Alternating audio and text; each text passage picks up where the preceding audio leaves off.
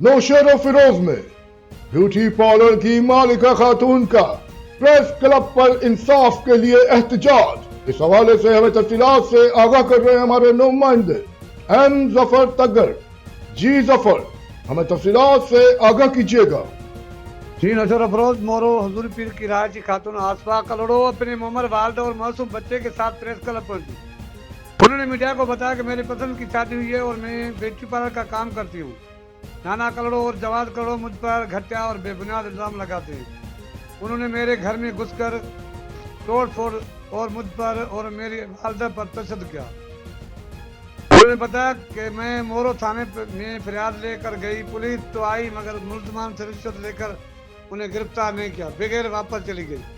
खातून ने कहा कि मैं मजलूम हूँ और सूबाई वज़ीर दाखिला ज़ियाल हसन रंजाल हाजी सिंध डीआईजी शहीद बेनज़ीर एसएसपी नौशेर अफरोज से अपील करती हूँ कि मुझ पर तशद्दुद करने वालों को फौरन गिरफ्तार किया जाए और मुझे इंसाफ दिलाया जाए। इंसाफ नहीं मिला तो मैं अपने आप को आग लगा दूंगी। उनकी जिम्मेवार नानू करोड़ और जवाद करोड़ होंगे। एम जफर तक डिप्टी ब्यूरो चीफ फेज न्यूज़ नौशेर अफरोज। बहुत शुक्रिया जफर, हमें तफसीलात से आगाह करने के लिए। मजीद खबरें और अपडेट्स जानने के लिए देखते रहिए Faiz news network. Faiz news, Faiz सबके लिए।